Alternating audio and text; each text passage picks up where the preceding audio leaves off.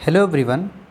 आज हम लोग thermodynamics and kinetic theory physics की इस टॉपिक से नीट की परीक्षाओं में पिछले जो भी कई वर्ष हैं उसमें पूछे गए सवालों को सॉल्व करेंगे। ठीक है, तो आइए देखते हैं हम लोग अपना पहला सवाल हमारा ये है, a cylinder contains hydrogen gas at pressure इतना, ठीक, एंड टेम्परेचर इतना, ठीक, इट्स डेंसिटी इज, यानी कि हमें उस हाइड्रोजन गैस की डेंसिटी बतानी है कितनी है। तो देखिए हाइड्रोजन गैस जो है, अगर हम इसको gas equation, ideal gas equation से राइट करें तो लिख सकते हैं, इसके लिए जो इक्वेशन होगा PV is equal to nRT।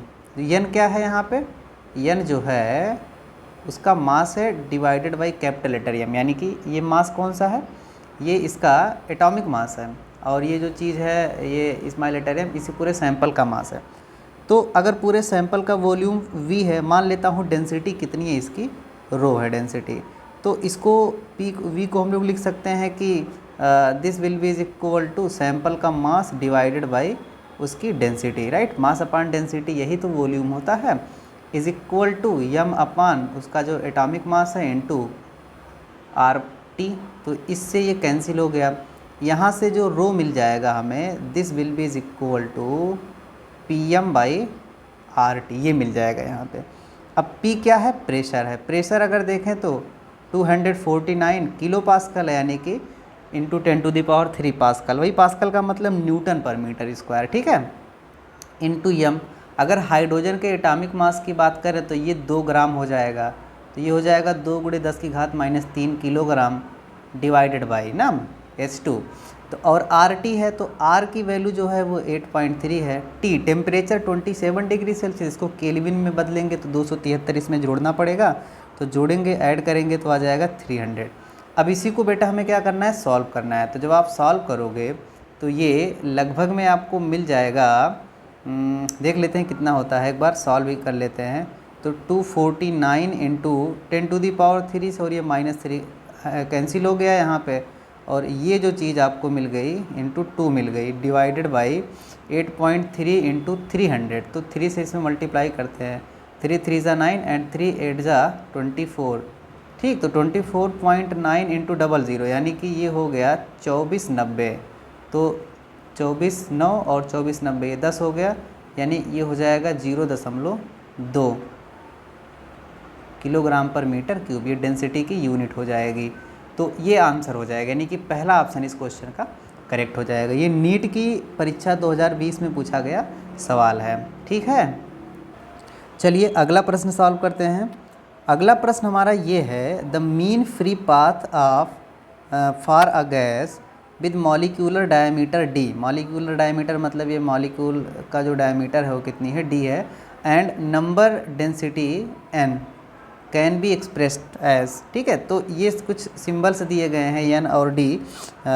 तो अब अगर हम बात करते हैं यहाँ पे, तो इसके लिए जो एक्सप्रेशन होता है ना, जो हमको जिसको हम λm बोल सकते हैं, तो this is given by the expression 1/√2 pi ND square, ठीक है, तो √2 पाई ND स्क्वायर। तो इस प्रकार से इसका एक्सप्रेशन होगा। तो इस आधार पे अगर हम देखें तो पहला ही एक्सप्रेशन हमारा सही नज़र आ रहा है ना, इसमें क्या है, N यहाँ पे लिखा है, पाई यहाँ पे लिखा है, ठीक, तो ये पहला ऑप्शन इसका हो जाएगा करेक्ट। टोटली फार्मूला आपसे पूछा हुआ है, तो अगर आपको फार्मूला याद है तो आप इस प्रश्न को सॉल्व कर सकते हैं, ठीक। तो ये 2020 में ये भी प्रश्न पूछा गया है। आइए अगला प्रश्न देखते हैं हम लोग फिर। तो अगला प्रश्न हमारा जो है वो ये है कि 2 cylinders A and B of equal capacities are connected to each other via a stop clock, right? Stop clock. A contains an ideal gas at standard temperature and pressure. Standard temperature pressure का मतलब STP, right? STP. B is completely evacuated. The entire system is thermally insulated. The stop cock is suddenly opened. The process is, मतलब ये suddenly open कर दिया जाता है, तो ऐसा प्रोसेस कौन सा प्रोसेस होगा। फिर देखिए अगर हम बात करते हैं तो जो पूरा का पूरा हमारा सिस्टम है वो थर्मली इंसुलेटेड है ना। थर्मली इंसुलेटेड का मतलब क्या है कि इसमें कोई भी हीट का एक्सचेंज नहीं होगा, ठीक है, हीट का एक्सचेंज नहीं होगा सराउंडिंग और सिस्टम के बीच में। तो इसलिए जो भी प्रोसेस यहाँ बनेगा that will be the adiabatic process. कौन सा प्रोसेस होगा वो? एडियाबैटिक प्रोसेस होता है। एडियाबैटिक प्रोसेस का मतलब ये होता है कि जब सिस्टम और सराउंडिंग के बीच में कोई हीट का आदान प्रदान नहीं हो पाता है तो वो एडियाबैटिक प्रोसेस हो जा रहा होता है। और आइसोकोरिक प्रोसेस का मतलब क्या होता है? आइसोकोरिक प्रोसेस को हम लोग बोलते हैं कि इसमें जो वॉल्यूम होगा वो क्या होगा, बराबर बना रहेगा, वॉल्यूम में कोई चेंज नहीं आएगा। आइसोबारिक में प्रेशर नहीं चेंज होगा, आइसोथर्मल में टेम्परेचर नहीं चेंज होता है। तो इस प्रकार के सब कुछ थर्मोडायनेमिक प्रोसेस होते हैं जो थर्मोडायनेमिक्स वेरिएबल में आने वाले चेंजेस के आधार पे उनके नेम रखे गए होते हैं ना। तो फिलहाल इस क्वेश्चन के लिए ये कौन सा प्रोसेस बनेगा? Adiabatic process. जैसे ट्यूब का फट जाना होता है, ट्यूब फट गया, तो ये सारे जो प्रोसेस होते हैं ये सब एडियाबैटिक प्रोसेस, मतलब जो सडन होते हैं, अचानक से हो जाते हैं फिर, तो ऐसे प्रोसेस, और जिसमें हीट का एक्सचेंज नहीं हो पाता है ना सिस्टम और सराउंडिंग के बीच में, वो सब के सब एडियाबैटिक प्रोसेस होते हैं। ठीक, अगला क्वेश्चन देखते हैं हम लोग। तो अगला क्वेश्चन हमसे पूछा हुआ कि in which of the following processes heat is neither absorbed nor released by a system. मतलब कह रहा है कि किस प्रकार के प्रोसेस में, थर्मोडायनेमिक प्रोसेस की बात की जा रही है यहाँ पे, जिसमें ना तो हीट एब्जॉर्ब की जाती है और ना ही रिलीज़ की जाती है। तो अभी जस्ट इससे पहला क्वेश्चन हमने सॉल्व किया कि वो कौन सा प्रोसेस होता है? एडियाबैटिक प्रोसेस होता है ना। तो ये एडियाबैटिक इसका करेक्ट ऑप्शन हो जाएगा। चलिए अगला क्वेश्चन हम लोग देखते हैं। तो अगला क्वेश्चन हमारा ये है कि increase in temperature of a gas filled in a container. किसी कंटेनर में जो गैस फिल की गई है उसके टेम्परेचर में अगर इंक्रीमेंट हो रहा है, इंक्रीज हो रहा है, तो वुड लीड टू, क्या इसमें मेनली उस गैस के साथ घटित होगा? Decrease in intermolecular distance. ये तो नहीं होगा, इंटरमॉलिक्यूलर डिस्टेंस डिक्रीज़ नहीं होगा। Increase in its mass. मास कैसे इंक्रीज़ हो जाएगा भाई? मास में बनने के लिए नया एटम आ जाना चाहिए। Increase in its kinetic energy. हाँ, जो उनका मूवमेंट होगा अब तेज़ी से होने लगेगा, मतलब काइनेटिक एनर्जी उनकी क्या हो जाएगी?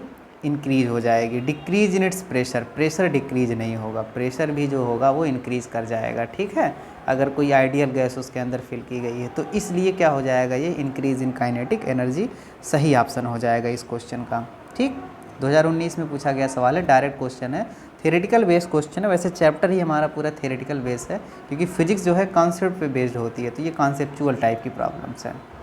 चलिए अगला प्रश्न सॉल्व करते हैं। तो अगला प्रश्न हमारा ये है, the value of gamma which is equal to Cp/Cv means the ratio of specific heat at constant pressure and constant volume. तो ये गामा है। फॉर हाइड्रोजन मतलब कि हीलियम गैसेस की बात है, H2, helium He, and another ideal gas X। Gas X की बात कर रहा है जिसका molecules are not rigid but have an additional vibrational mode. Vibrational mode हो गया फिर यहाँ पे, यानी इस सिचुएशन में सभी के लिए जो है, अगर हम गामा की वैल्यू के लिए देखें तो gamma can be calculated by this expression 1 + 2/f बोल सकते हैं। यहाँ पे f क्या है? डिग्री ऑफ फ्रीडम है। ठीक, तो अगर हम H2 गैस के लिए देखें तो हाइड्रोजन गैस है जो रिजिड होता है, इस कंडीशन में जो डिग्री ऑफ फ्रीडम होगी है ना H2 के लिए, H2 के लिए अगर मैं गामा निकालूं तो H2 के लिए जो डिग्री ऑफ फ्रीडम होगी this will be is equal to 5। ये कितना होगा? 5 होगा।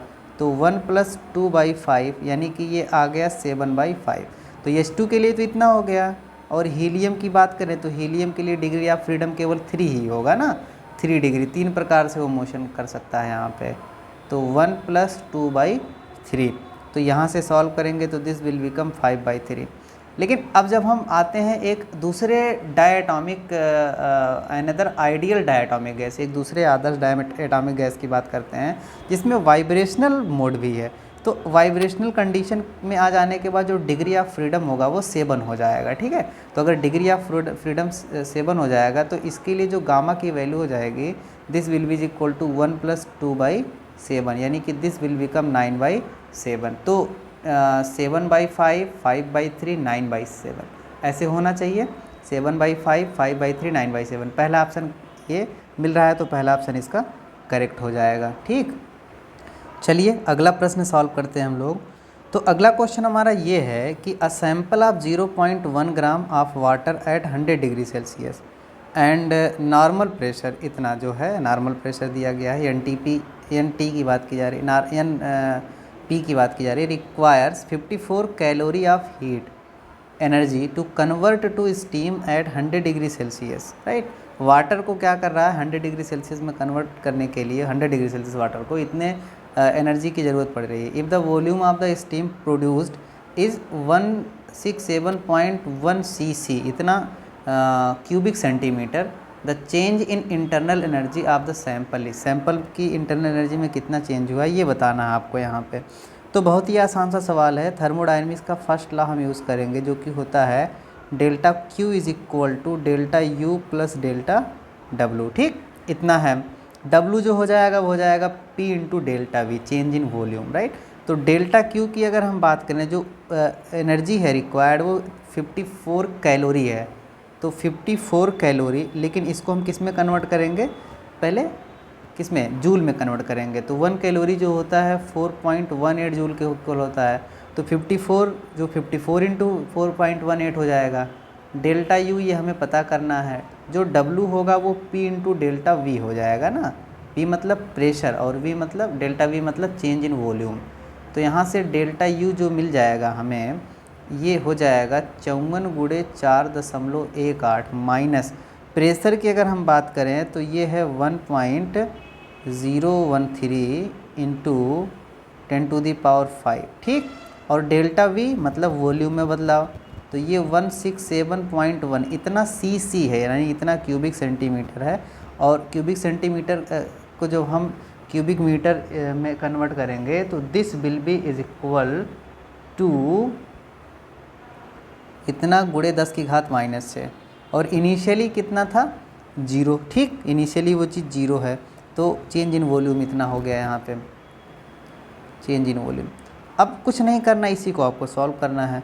तो आप अच्छे से कैलकुलेशन करिए, और कैलकुलेशन करने के बाद आप पाएंगे कि this is equal to 208.7 joule, ठीक। तो कैलकुलेशन करना आपका काम है, कैलकुलेशन आप कर लीजिएगा तो ये ऑप्शन हो जाएगा करेक्ट। तो बेसिकली हमारा काम यहाँ पे जानना था कि कॉन्सेप्ट क्या है फिर इस प्रॉब्लम को सॉल्व करने में, ठीक। चलिए अगला सवाल सॉल्व करते हैं हम लोग। अगला सवाल हमारा ये है, the volume V of a monoatomic gas varies with its temperature T as shown in the graph, ठीक। यानी वी और टी जो ग्राफ मिला है एक स्ट्रेट लाइन मिला है। तो अगर आइडियल गैस की हम लोग बात करें तो P V is equal to mu R T या एन आर टी, जो भी हम लिखना चाहें। यहाँ से v बाई टी जो है this is mu into R divided by P हो गया, फिर यहाँ से ना r डिवाइडेड बाई पी। तो वैसे जो v और t है वो एक स्ट्रेट लाइन है, तो 1/p जो है वो क्या है, कांस्टेंट है, मतलब कि p जो है इसमें क्या है, कांस्टेंट है। तो ये कांस्टेंट प्रेशर वाला मतलब चीज़ है। तो अगर इसके प्रोसेस की हम बात करें तो ये आइसोबारिक प्रोसेस है ना, कौन सा प्रोसेस है ये, आइसोबारिक प्रोसेस। तो इस प्रोसेस मतलब कि जो थर्मोडायनेमिक चेंजेस हो रहे हैं ऐसे चेंज हो रहे हैं।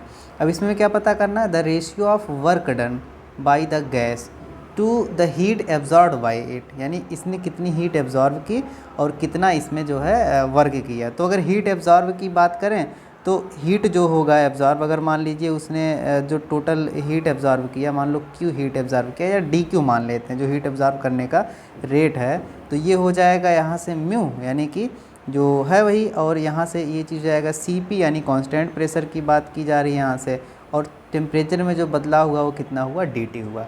तो डी क्यू तो इतना लिखा जा सकता है, या क्यू अगर लिखना चाहते हैं यहीं से तो क्यू हम लिख देते हैं कि mu C P into T, इतना लिख दिया जाता, ठीक। ये इतना है। अब इस हिसाब से अगर मान लीजिए कि हम चूँकि जो सी पी है वो क्या है, ये गैस दिया गया, गैस कैसा है, मोनो एटॉमिक गैस है, तो हम चाहें तो सी पी की वैल्यू यहाँ से रख सकते हैं। ऐसी सिचुएशन में जो सी पी होगा this will be is equal to 5/2r, ठीक। सी पी की वैल्यू हो जाएगी यहाँ पे। तो जो डी क्यू है this can be written as, कितना लिखा जा सकता है इसको, mu into 5/2r D T, right, इतना लिखा जा सकता है। तो इसको हम इतना बना करके अभी छोड़ देते हैं। अब एक हम क्या करते हैं, वर्क पता कर लेते हैं कि वर्क कितना हो रहा होता है। तो वर्क निकालना बहुत ही आसान है। तो W जो होगा this will be P into D V, यही तो हो जाएगा ना। मान लो वॉल्यूम में चेंज इतना हो जा रहा है।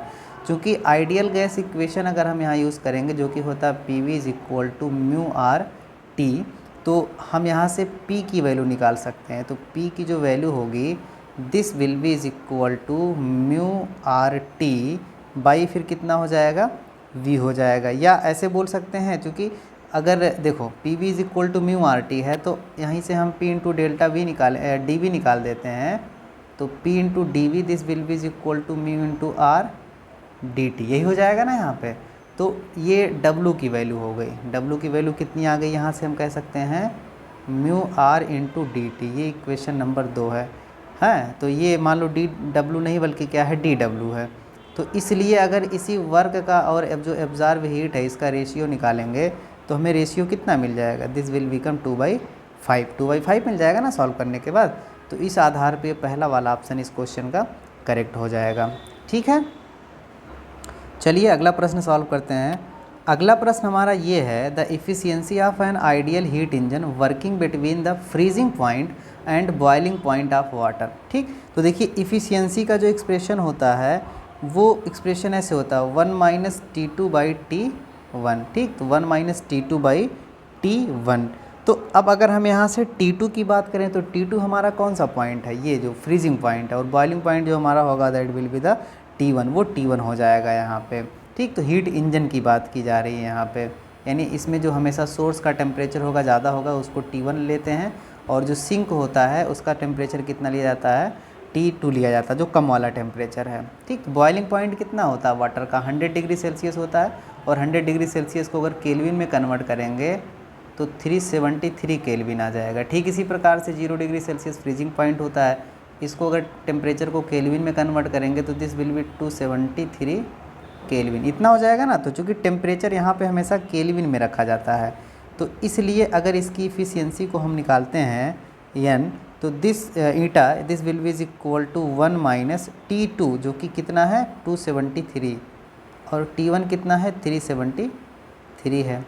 तो अब इसी को कर लेना है सॉल्व। तो ये इफ़िशियंसी किस में आएगी, वो फ्रैक्शन में आएगी, लेकिन हमें सारे आंसर किस में दिए गए हैं, परसेंटेज में।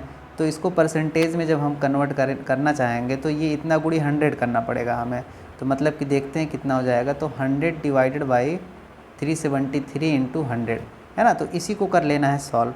तो बेटा जब आप सॉल्व करोगे तो you will get it as 26.8%। तो इस वजह से इस प्रकार के हीट इंजन की जो इफ़िशियंसी होगी वो इतनी हो जाएगी 26.8%। टोटली फार्मूला पर बेस्ड प्रॉब्लम है। ठीक, नीट की 2018 परीक्षा में पूछा गया। चलिए अगला प्रश्न सॉल्व करते हैं। अगला प्रश्न हमारा नीट की 2018 परीक्षा में पूछा गया है, और वो प्रश्न ये है कि at what temperature will the RMS speed of oxygen molecule O2 के लिए, ठीक है, become just sufficient for escaping from the earth's atmosphere. Right, तो पहले तो हमें देखना है कि जो VRMS होता है उसका एक्सप्रेशन क्या होता है। तो VRMS का एक्सप्रेशन होता है √3 KB यानी कि Boltzmann constant into T divided by वो जो मॉलिक्यूलर मास होता है ना किसका, ऑक्सीजन का। तो ऑक्सीजन का यहाँ पे चलो सिंबॉलिक फॉर्म में एक बार राइट कर देते हैं MO2। राइट, तो अब हमें क्या करना है कि इसी को सॉल्व करना है। दोनों साइड का अगर स्क्वायर करेंगे तो VRMS square is equal to 3 KB into T divided by MO2। Right, तो यहाँ से T पता करना है, टेम्परेचर कितना होगा। तो T can be written as VRMS square into MO2 divided by 3 KB। Right, तो VRMS बोल रहा है कि स्केप स्पीड या स्केप वेलोसिटी के बराबर हो, स्केप कर जाए। तो स्केप वेलोसिटी जो होती है 11.2 किलोमीटर पर सेकेंड होती है, लेकिन यहाँ मीटर पर सेकेंड में रखना होगा। तो 11.2 किलोमीटर को रखेंगे तो 11,200 इतना मीटर पर सेकेंड हो गया। फिर यहाँ पे इसका स्क्वायर करना है, और MO2 ऑक्सीजन के लिए जो क्या बोलते हैं उसको, उसका जो मास है, ऑक्सीजन का मास कितना दिया है 2 × 76। तो ये हम रख देते हैं यहाँ से 2 इंटू 7 6 इंटू 10⁻26 डिवाइडेड बाई फिर कितना हो जाएगा यहाँ से 3 kBT, तो 3 इंटू 1.38 इंटू 10⁻23 जूल पर केल्विन, इतना आया है। इस क्वेश्चन में कैलकुलेशन थोड़ा आपको ज़्यादा लग सकता है ना, ज़्यादा लग सकता है ना, ठीक, लेकिन कोई ज़रूरी नहीं कि ज़्यादा हो ही। देखो कैसे ज़रूरी नहीं, ज़्यादा नहीं होगा। 1.38 का जस्ट डबल मुझे लगता है कि 2.76 होगा, तो ये 2 हो गया, ठीक। इतनी बात समझ में आ रही है?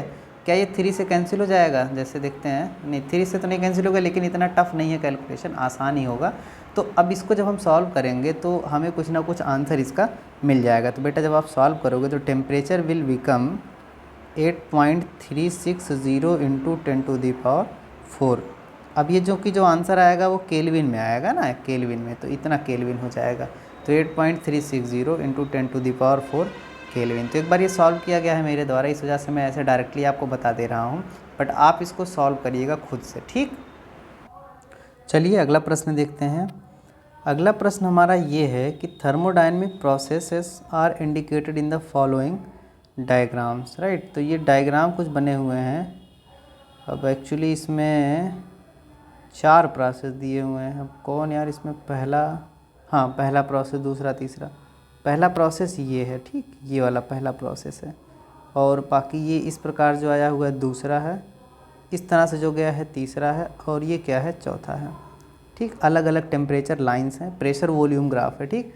ये इतना आप इसको देख सकते हैं, इस प्रकार से बड़ा करके मैंने दिखाया है। तो इसमें हमें ये बताना है कि मैच द फॉलोइंग्स, राइट। इस ग्राफ को देख करके हमें जो ये नीचे चीज़ें लिखी हुई हैं इसको हमें क्या करना है, बताना है। फिर तो पहले ग्राफ, पहले के लिए देखिए, पहला, अगर पहले के लिए हम यहाँ देखें तो इधर V है और इधर P है। जो ग्राफ बना बिल्कुल ऐसे बना है, यानी प्रेशर में चेंज हो रहा है, टेम्परेचर में चेंज हो रहा है, ठीक। टेम्परेचर में चेंज हो रहा है, प्रेशर में चेंज हो रहा है, लेकिन वॉल्यूम में बदलाव नहीं हो रहा है। मतलब वॉल्यूम क्या है, कांस्टेंट है। अगर इसमें वॉल्यूम कांस्टेंट है तो जो प्रोसेस 1 होगा वो कैसा प्रोसेस हो जाएगा, ये आइसोकोरिक प्रोसेस हो जाएगा, ठीक। एक बात तो क्लियर हुई यहाँ पे। दूसरा, ठीक इसी प्रकार से हम चौथे पे आ जाते हैं। चौथे में देखिए प्रेशर नहीं बदल रहा, चौथा इस प्रकार से ग्राफ बना हुआ है ना, प्रेशर नहीं बदल रहा है। इसका मतलब जो हमारा चौथा प्रोसेस है वो कैसा हो जाएगा, आइसोबैरिक प्रोसेस हो जाएगा, ठीक। तो देख लेते हैं इसमें कोई मिल रहा है। जैसे P के लिए C है, ठीक, ये तो सही है, और S के लिए B है, ये सही है। यानी कि पहले ऑप्शन के लिए जो है केवल हमें P के लिए C और S के लिए B पहले ऑप्शन में मिल रहा है। तो बस इसी को देख के डायरेक्ट हम ऐसे बता सकते हैं कि यही ऑप्शन हमारा करेक्ट होगा, पहला वाला ही, ठीक है। ये चीज़ है यहाँ पे। फिर तो इस प्रकार से हम क्या कर सकते हैं, देख सकते हैं यहाँ पे इस चीज़ को। अब अगर इसी में हम मान लीजिए कि प्रोसेस नंबर 3 को देखें तो 3 हम देख रहे हैं कि प्रेशर वॉल्यूम तो चेंज हो रहा है, लेकिन टेम्परेचर उसका 500 केल्विन ही बना हुआ है। इसका मतलब ये आइसोथर्मल प्रोसेस होगा। तो जो प्रोसेस 3 है हमारा वो आइसोथर्मल है ना, तो RD में मिल जाएगा। और तो ऐसी सिचुएशन में जो प्रोसेस नंबर 2 बचेगा वो एडियाबैटिक ही बचेगा ना, एडियाबैटिक बचेगा। उसमें सब कुछ चेंज हो रहा है, प्रेशर वॉल्यूम टेम्परेचर सब कुछ चेंज हो रहा है, तो एडियाबैटिक प्रोसेस हो जाएगा फिर। तो इस हिसाब से हम क्या कह सकते हैं कि पहला ऑप्शन हमारा करेक्ट हो जाएगा, ठीक बेटा। बढ़िया सवाल है, काफ़ी अच्छा सवाल है, नीट की 2017 की परीक्षा में पूछा गया सवाल है। चलिए अगला सवाल सॉल्व करते हैं। अगला सवाल हमारा ये है, सही कर लेते हैं पहले, हाँ। A Carnot engine having an efficiency of 1/10, a heat engine, एक हीट इंजन का 1/10 जो है वो क्या कर रहा है, इफिशियंसी है, is used as a refrigerator, एक रेफ्रिजरेटर में यूज़ हो रहा है। If the work done on the system is 10 joules, यानी जो W है वो कितना है, 10 है, ठीक। यहाँ लिख लेते हैं W is equal to 10 joule, और ईटा इज इक्वल टू कितना गिवन है, 1/10 गिवन है, उसकी इफ़िशियंसी है, ठीक। तो the amount of energy absorbed from the reservoir at lower temperature, यानी जो Q है, जो एनर्जी को Q2 की बात कर रहे हैं कि जो Q1 क्या है, एनर्जी दी जाती है, Q2 एनर्जी एब्जॉर्ब कर ली जाती है। तो ये it can be calculated beta into W, जहाँ पे बीटा क्या है, कोफिशिएंट ऑफ परफॉर्मेंस है, राइट। तो कोफिशिएंट ऑफ परफॉर्मेंस और इफ़िशियंसी में क्या है, एक रिलेशन होता है, beta is equal to 1 - eta divided by eta, ठीक, ये चीज़ है। तो ईटा की वैल्यू पता है, तो 1 - 1/10 अपान 1/10, तो ये हो जाएगा 9/10, मतलब ये 9 आ गया यहाँ से। ठीक, W हमें पता है, बीटा 9 पता है, तो इसलिए Q2 हम कह सकते हैं बहुत ही आसानी से 9 × 10 = 90 जूल। तो यानी कि जो क्या है कि रिजर्वायर है बेसिकली उसने कितनी एनर्जी एब्जॉर्ब कर ली है, 90 जूल की एनर्जी एब्जॉर्ब कर ली है। ठीक, इसने 90 जूल की एनर्जी एब्जॉर्ब कर ली है, तो इसी आधार पे जो हमारा पहला क्वेश्चन होगा, पहला ऑप्शन जो होगा वो करेक्ट हो जाएगा। ठीक, चलिए अगला सवाल सॉल्व करते हैं। अगला सवाल हमारा ये है, a gas mixture contains of 2 moles of oxygen and 4 moles of argon. ठीक, temperature T, at temperature T। ठीक, neglecting all vibrational modes, the total internal energy of the system. Total internal energy अगर हम देखेंगे तो हमें निकालना होगा internal energy of oxygen gas plus internal energy due to the argon gas, right. तो internal energy of argon gas, तो देखते हैं फिर इंटरनल एनर्जी, और हमें डिग्री ऑफ वाइब्रेशन के टर्म में इंटरनल एनर्जी का जो एक्सप्रेशन होता है, this is given by the, अगर इसके लिए मान लेते हैं नंबर ऑफ मोल N1 है इंटू F/RT/2, ये फार्मूला है। ठीक है, इसी प्रकार से इसके लिए रखेंगे N2 × F/RT/2। अब अगर ऑक्सीजन की बात करें तो ऑक्सीजन के लिए जो डिग्री ऑफ फ्रीडम है, चूँकि ये डाई एटॉमिक मॉलिक्यूल है, इसका 5 हो जाएगा डिग्री ऑफ फ्रीडम, और नंबर ऑफ मोल 2 हैं, तो 2 × 5RT/2 प्लस, तो ये कैंसिल हो गया ना यहाँ से, यानी ये 4 मोल है, F जो इसका होगा 3 होगा, RT/2, तो 2 2 × 2, यानी कि ये हो गया 6RT और ये 5RT, दोनों को जोड़ने के बाद आ जाएगा 11RT, यानी 11RT हो जाएगा फिर। तो ये तीसरा ऑप्शन इसका हो जाएगा करेक्ट। ठीक है, तो डायरेक्ट फार्मूले पर बेस्ड क्वेश्चन है और हम इसको सॉल्व कर सकते हैं। चलिए अगला प्रश्न देखते हैं। अगला प्रश्न हमारा ये है कि 1 mole of an ideal mono atomic gas undergoes a process described by the equation PV⁻³ = constant, यानी PV⁻³ = कांस्टेंट, राइट। तो वैसे PV की पावर अगर हम अल्फ़ा करते हैं = कांस्टेंट K मतलब एक कांस्टेंट है। ठीक, तो ये कोई पॉलीट्रॉपिक प्रोसेस होता है। ऐसी सिचुएशन में जो स्पेसिफिक हीट का इक्वेशन C है, ये गिवन किया जाता है CV, है ना, CV + R1 - अल्फ़ा। ठीक, 1 जो भी रहेगा अल्फ़ा की वैल्यू हम यहाँ से रख देते हैं। तो CV क्या है, specific heat capacity at constant volume, plus ये CP हो जाएगा, एक प्रकार से बोल सकते हैं ना, प्लस में R/1 - अल्फ़ा, R/1 - अल्फ़ा, ये कैलकुलेट करने का एक्सप्रेशन है। तो स्पेसिफिक हीट कैपेसिटी जो होगी CV की बात करते हैं, मोनो एटॉमिक गैस है, तो इसके लिए CV जो हो जाएगी 3R/2 प्लस R/1 - अल्फ़ा। अगर कंपेयर करेंगे तो यहाँ से अल्फ़ा की वैल्यू 3 है, तो 1 - 3 का मतलब कितना हो जाएगा, फिर ये 2 हो जाएगा, फिर यहाँ से कितना आ जाएगा, -2 हो जाएगा फिर। तो ओवरऑल घटा देंगे तो ये R मिल जाएगा, यहाँ से कितना मिल जाएगा, R। तो मतलब कि जो हीट कैपेसिटी मिलेगी वो कितनी मिलेगी, हमें R मिलेगी। तो ये ऑप्शन हमारा हो जाएगा करेक्ट ऑप्शन। ठीक, चलिए अगला सवाल देखते हैं। अगला सवाल हमारा नीट की 2016 परीक्षा में पूछा गया और सवाल ये है, the temperature inside a refrigerator is T1 degree Celsius and the room temperature is T1 degree Celsius. अच्छा, T1 डिग्री सेल्सियस, इसमें T2 नहीं आया, तो क्वेश्चन को मैं करेक्ट कर देता हूँ। जो रेफ्रिजरेटर के अंदर है वो T2 डिग्री सेल्सियस है, और टेम्परेचर जो है इसका कितना है, T1 नहीं बल्कि कितना है, आप इसको समझिए कि रूम का जो टेम्परेचर है वो कितना है, T1 डिग्री सेल्सियस है। ठीक है, रेफ्रिजरेटर के अंदर का टेम्परेचर T2 डिग्री सेल्सियस और वहाँ T1 degree Celsius. The amount of heat deliver to the room for each joule of electrical energy consumed ideally will be, right. Ideally कितनी energy consumed होगी। देखिए अगर रेफ्रिजरेटर की हम लोग बात करते हैं तो यहाँ पर ये एक चीज़ लिखी जा सकती है। वैसे क्वेश्चन थोड़ा सा गलत हो गया है ना, तो सही करते हैं इस क्वेश्चन को हम पहले। इन रियल क्या है क्वेश्चन में, रेफ्रिजरेटर का टेम्परेचर तो T1 डिग्री सेल्सियस है, लेकिन जो रूम का टेम्परेचर है वो कितना है, T2 डिग्री सेल्सियस है। ठीक है, रूम का टेम्परेचर जो है यहाँ पे वो नहीं सही था, वही था, सेम जैसे पहले लिखा गया था। यहाँ पे क्या करते हैं, सेम यही है। ठीक है, तो टेम्परेचर कितना है, ये रूम रेफ्रिजरेटर का T2 है, और जो है यहाँ पे क्या कहते हैं कि जो रूम का टेम्परेचर है वो कितना है, T1 डिग्री सेल्सियस है। तो रेफ्रिजरेटर के केस में जो heat given to high temperature पे जो हीट गिवन किया जाता है और जो लोड टेकन किया जाता है Q1 और Q2, इसका जो रेशियो होता है T1/T2 रेशियो में होता है ना। तो Q1 डिवाइडेड बाई Q2, वैसे अगर देखें यहाँ से इस चीज़ को हम आसानी से कह सकते हैं कि जो हमारा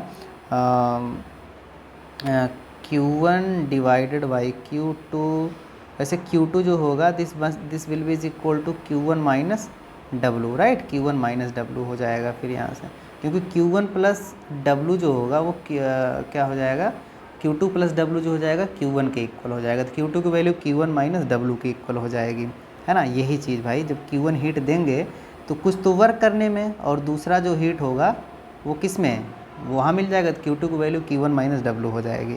तो यहाँ से लिख लिया गया इसको। और ये चूँकि जो टेम्परेचर हैं T1 ये केल्विन में होने चाहिए, और हमें ये किस में दिए गए हैं, डिग्री सेल्सियस में। तो हम इस टेम्परेचर को डिग्री सेल्सियस में 273 जोड़ करके लिख सकते हैं, यानी this can be written as T1 plus 273 divided by T2 plus 273, है ना। तो अब इसको सॉल्व करेंगे तो यहाँ मिल जाएगा 1 minus Q1 by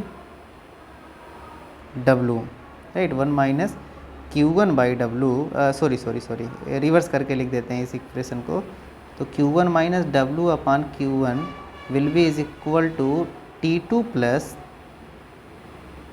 273 divided by T1 plus 273। ठीक, इसको सॉल्व करते हैं तो ये 1 माइनस कितना हो जाएगा, 1 माइनस ये W डिवाइडेड बाई Q1, ठीक, माइनस फिर कितना होगा W डिवाइडेड बाई Q1 की अगर हम वैल्यू निकालें तो T2 प्लस 273, है ना, ये ऐसे ही रहेगा, T2 प्लस 273 अपान T1 प्लस 273, है ना। तो अब इज इक्वल टू है, तो अब यहाँ से माइनस में W upon Q1, this can be written as W upon Q1 को लिखा जा सकता है 1 माइनस दिस, तो 1 माइनस दिस करेंगे तो T1 plus 273 minus T1 plus 273 minus मिल जाएगा फिर यहाँ पे हमें T2 प्लस 273, है ना। तो ये 273 कट गया, केवल मिल गया यहाँ से हमें T1 minus T2, right. T1 minus T2 divided by फिर कितना मिल जाएगा यहाँ पे, डिवाइडेड बाई T1 प्लस 273, है ना। तो यहाँ से अगर हम W की बात देखें तो W कितना बोल रहा है कि ईच जूल, मतलब हर एक जूल के लिए क्या मामला होगा Q1 के लिए।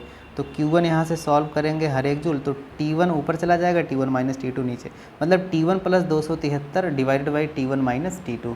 तो ये ऑप्शन हो जाएगा इसका करेक्ट ऑप्शन। ठीक है, आप रिवाइज करके फिर से इसको देख लीजिएगा, रिवाइंड करके, मतलब वीडियो को रिवाइंड करके देख लीजिएगा इसको। चलिए अगला क्वेश्चन सॉल्व करते हैं।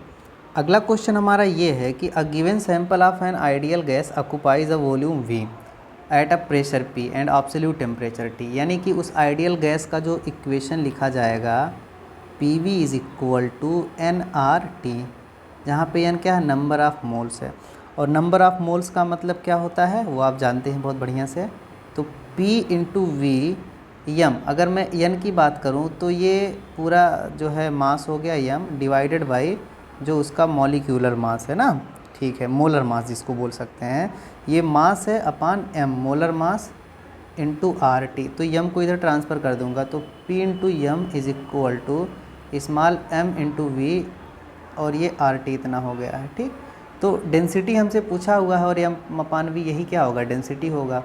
तो इसलिए डेंसिटी जो रो है this can be written as, क्या लिखा जा सकता है, P इंटू, अब देखिए जो ये चीज़ है ये मोलर मास है, तो मोलर मास को हम लोग थोड़ा सा अलग से भी राइट कर सकते हैं। कैसे लिख सकते हैं मोलर मास को हम लोग यहाँ पे, तो this can be written as small m into Avogadro number, right, इतना हो गया। और इंटू फिर कितना आ जाएगा यहाँ पे, अपान आ जाएगा RT, है ना, अपान RT हो जाएगा फिर यहाँ पे। अच्छा देखिए एक रिलेशन होता है यहाँ पे, और वो रिलेशन ये है कि R बराबर जो है this is equal to Na into K B, यानी बोल्ट्जमैन कांस्टेंट और अवोगाड्रो नंबर का जो मल्टीप्लिकेशन होता है R के बराबर होता है। तो ऐसी परिस्थिति में जो रो हो जाएगा this will be is equal to P into यम, है ना, P इंटू यम। और किसी भी के प्लेस पे भी जैसे हम R के प्लेस पे Na इंटू के रखेंगे तो Na से Na कट जाएगा और K इंटू टी मिल जाएगा यहाँ पे, है ना। तो पी एम डिवाइडेड बाई के टी, ये चीज़ हो जाएगा यहाँ से पी एम डिवाइडेड बाई के टी। तो कौन सा ऑप्शन करेक्ट हो जाएगा इसका, ये दूसरा वाला। तो second option will be the correct option. चलिए अगला प्रश्न सॉल्व करते हैं। अगला प्रश्न हमारा ये है कि a gas is compressed isothermally to half its initial volume, the same gas is compressed separately through an adiabatic process until its volume is again reduced to half, then compressing the gas isothermally or adiabatically will require the same amount of work। अच्छा work के लिए पूछ रहे हैं, तो work के लिए अगर ये चीज़ पूछी जा रही है तो हम लोग एक काम कर सकते हैं कि इसके लिए एक पीवी ग्राफ ड्रॉ कर सकते हैं, है ना, प्रेशर वॉल्यूम ग्राफ। इस एक्सिस पे वॉल्यूम और इस एक्सिस पे प्रेशर को रिप्रेजेंट करेंगे। अगर वो एक आइसोथर्मल प्रोसेस होगा तो ग्राफ कुछ इस तरीके से होगा, एडियाबैटिक प्रोसेस होगा तो वो ग्राफ कुछ इस तरीके से बनेगा, ठीक है, कुछ इस तरीके से, यानी उस ग्राफ का जो स्लोप होगा वो कुछ ज़्यादा होगा, है ना, और इस ग्राफ का स्लोप कम होगा। तो अगर मान लीजिए कि ये इनिशियल वॉल्यूम है, यही वॉल्यूम है, मान लीजिए ये V है, और यहाँ पे कहीं पे जैसे इस जगह पे मान लीजिए ये वॉल्यूम कितना हो जाता है, V/2 हो जाता है, मतलब कि उतना कंप्रेस हो जा रहा है, ठीक है। तो वॉल्यूम ऐसे डिक्रीज़ इंक्रीज़ की बात होगी फिर यहाँ पे, बस आपको ये देखना है इस तरीके से ऐसे बन रहा है। तो ऐसी सिचुएशन में देखेंगे कि जो एरिया कवर हो रहा है किसके थ्रू, ये एडियाबैटिक प्रोसेस है और ये कौन सा है, आइसोथर्मल प्रोसेस। आइसोथर्मल में इतना ही एरिया है, यानी कि ये जो इतना एरिया है, ये वाला एरिया, ये क्या है, एक्स्ट्रा है, मतलब कि एरिया जो कवर होता है वही तो वर्क होता है। तो अगर ये एक्स्ट्रा है तो इसका मतलब जो एडियाबैटिक प्रोसेस है उसमें ज़्यादा वर्क करना पड़ रहा है और दूसरा जो है उसमें कम वर्क करना पड़ रहा है।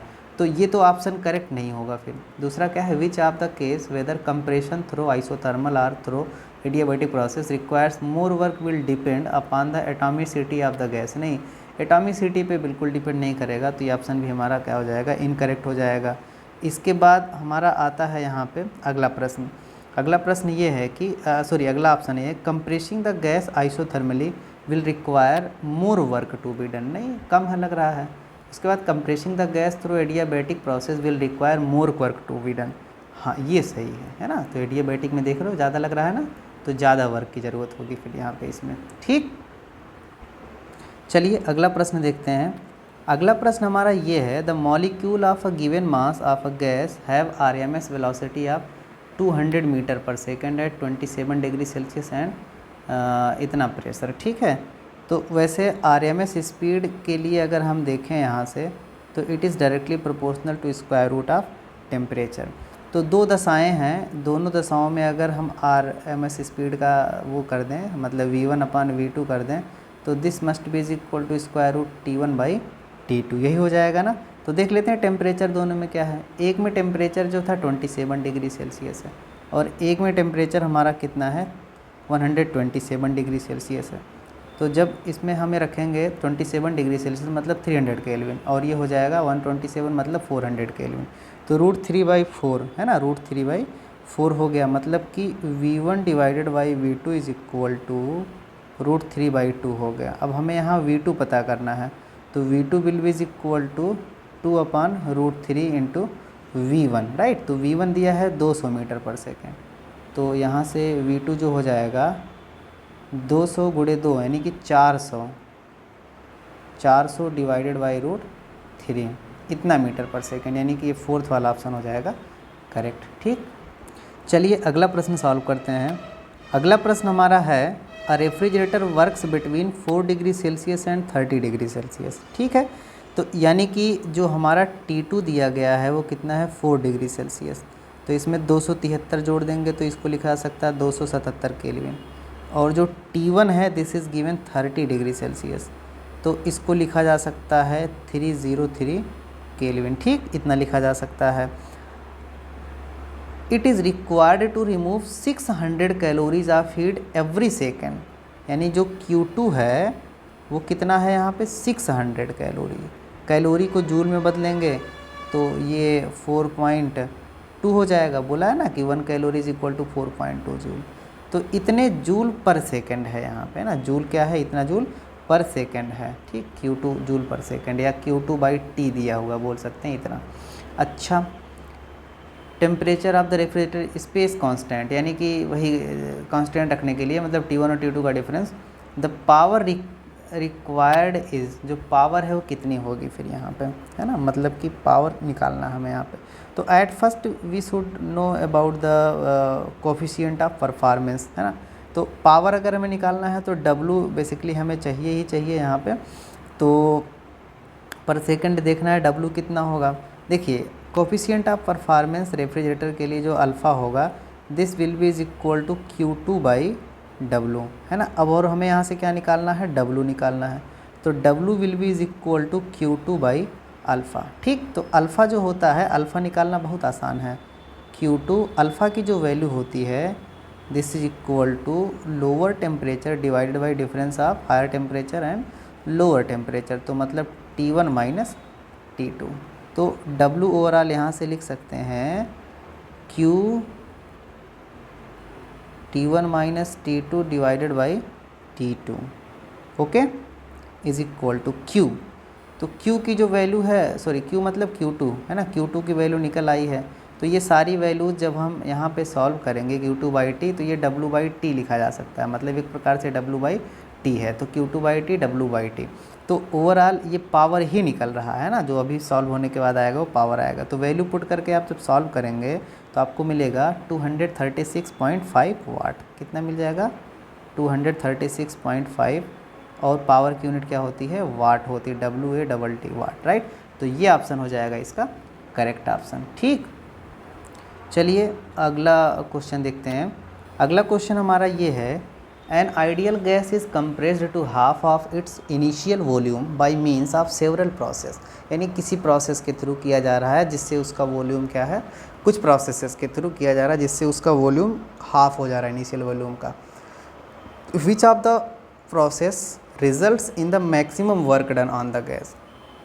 तो मैक्सिमम वर्क डन का मतलब क्या, जिसमें एनर्जी लॉस नहीं होगी। एनर्जी लॉस किस में नहीं होती है, एडियाबैटिक प्रोसेस में नहीं होती है, मतलब चूँकि एडियाबैटिक प्रोसेस में बाहर से कोई हीट का आदान प्रदान नहीं होता है, तो इस वजह से जो मैक्सिमम वर्क होगा किस में होगा, एडियाबैटिक प्रोसेस में होगा। तो मैक्सिमम वर्क किसके लिए हो जाएगा, फिर यहाँ से ऑप्शन करेक्ट हो गया हमारा एडियाबैटिक प्रोसेस। ठीक है, चलिए अगला क्वेश्चन देखते हैं।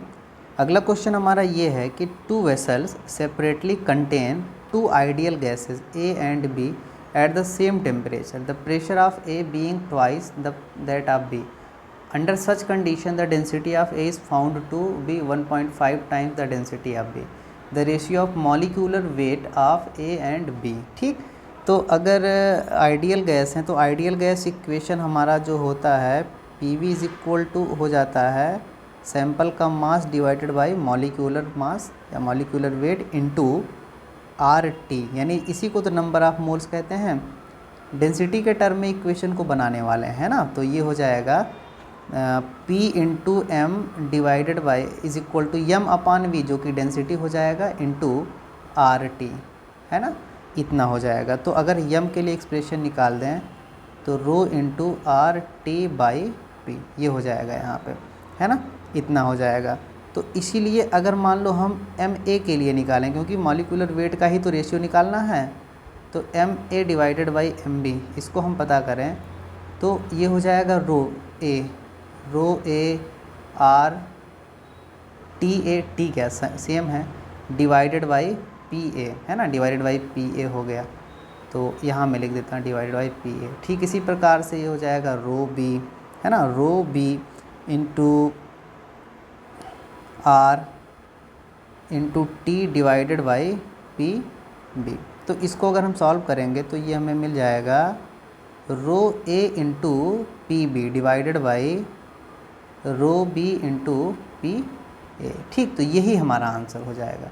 अब रो ए यानी कि ए की डेंसिटी जो है, देखो लिखा होगा ना, density of A found to be 1.5 times of B, मतलब कि ए की डेंसिटी बी की डेंसिटी की 1.5 है, तो P A upon P B जो बनेगा this will be 1.5 into P B upon P A. बोल ये रहे हैं कि pressure of A being twice the pressure of B, यानी बी का 2 गुना है, तो मतलब कि ये अपान 2 हो जाएगा फिर, तो 1.5/2 जिसको हम 3/4 भी लिख सकते हैं, है ना। तो M A upon M B कितना हो जाएगा, 3/4 हो जाएगा। तो इस वजह से ऑप्शन इसका करेक्ट हो जाएगा। ठीक है बेटा, अगला क्वेश्चन देखते हैं हम लोग। तो अगला क्वेश्चन जो हमारा है वो ये है, the coefficient of performance of a refrigerator is 5 if the temperature inside freezer is -20 degree Celsius, right. तो यानी कि अल्फ़ा हमें दिया गया है, कितना है ये, 5 है। फ्रीज़र के अंदर के टेम्परेचर को हम लोग किस से दिखाते हैं, T2 से दिखाते हैं। तो T2 दिया हुआ है, जानते रहिएगा। T1 की वैल्यू हमें पता करना है, तो अल्फ़ा जो है इसका एक्सप्रेशन होता है T2 upon T1 minus T2, this is equal to 5। तो T2 जो दिया है कि ये -20 डिग्री सेल्सियस है, तो केल्विन में बदलते हैं, तो this will be is equal to 253 Kelvin divided by T1 minus 253 is equal to 5। यहाँ से सॉल्व करिए और T1 की वैल्यू आप लिख लीजिए। तो T1 की वैल्यू आ जाएगी लगभग में कितना, 31 डिग्री सेल्सियस जब आप सॉल्व करेंगे, तो इस वजह से ऑप्शन हो जाएगा करेक्ट। तो आसान सा सवाल है।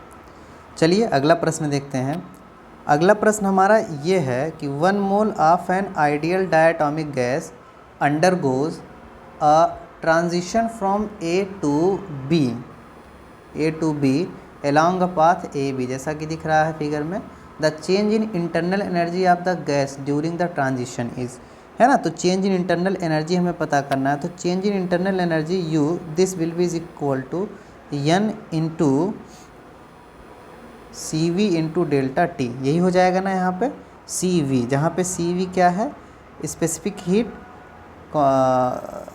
कैपेसिटी ऑफ स्पेसिफिक हीट, या हीट कैपेसिटी बोल सकते हैं एट कांस्टेंट वॉल्यूम। ठीक, तो अब देखिए इसमें टेम्परेचर वगैरह में कुछ ना कुछ बदलाव तो हो ही रहा होगा, और वो टेम्परेचर में बदलाव हम कैसे लिख सकते हैं, इसी को ध्यान रखना है। तो बढ़िया से देखिएगा आप इसको।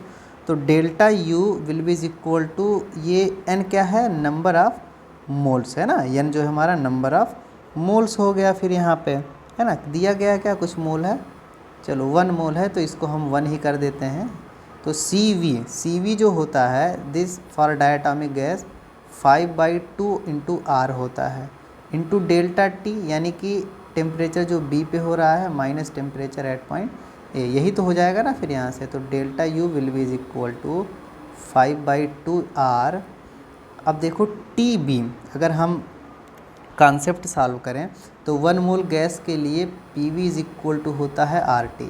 तो T can be written that PV/R, तो यहाँ लिख दिया जाएगा PB VB upon R minus PA VA upon R, यही तो हो जाएगा ना यहाँ पे। तो delta U will be is equal to 5/2 R, R common होकर कैंसिल हो गया है। PV VB, अगर PB की बात करें तो B पे प्रेशर 2 है और वॉल्यूम कितना है, 6 है, माइनस A पे प्रेशर हमारे पास है 5 और वॉल्यूम कितना है, 4 है। तो delta U is equal to 5/2 into ये 16 माइनस 20, यानी कि -4 हो गया ये चीज़, है ना। कितना हो जाएगा ये चीज़, -4। ये मीटर क्यूब में है ना, मीटर क्यूब मतलब कि इतना इंटू 10 टू दी पावर क्या हो जाएगा, 3।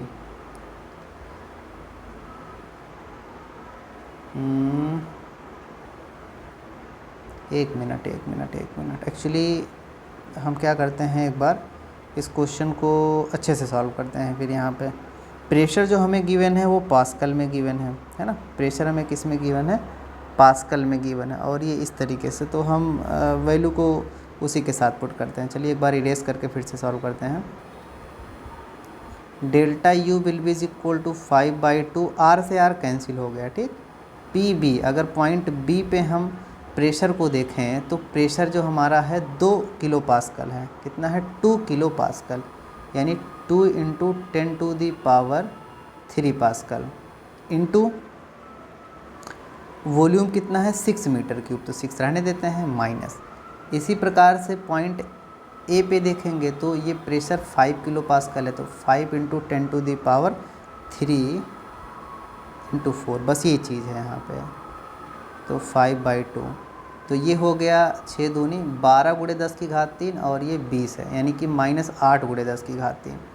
कितना आ गया? -8 × 10⁻³ इंटू में करते हुए ना यहाँ पे, तो ये 4 पंचे 20, -20 × 10⁻³ जूल, इतना जूल आया। तो इसको आप लिख सकते हैं -20 किलो जूल।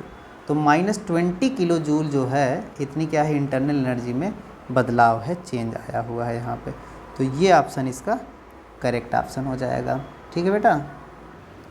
चलिए अगला प्रश्न देखते हैं।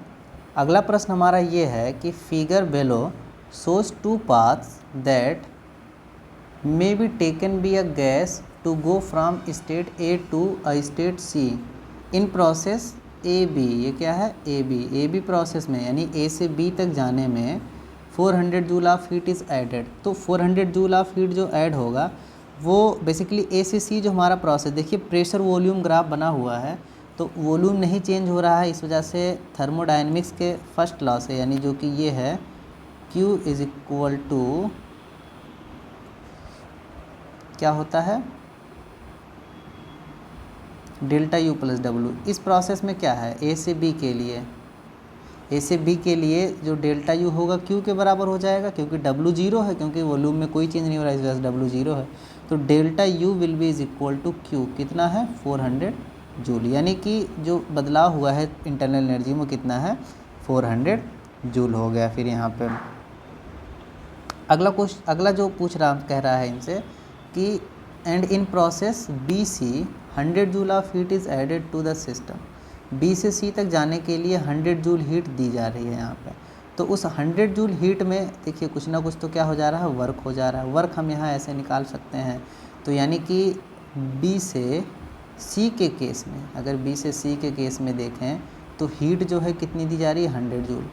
इसकी इंटरनल एनर्जी में कितना बदलाव आएगा वो देखना है, प्लस वर्क कितना हो रहा है। वर्क यही इसी रेक्टेंगल का एरिया निकाल लेते हैं, मतलब कि ये जो रेक्टेंगल बना हुआ है तो इसका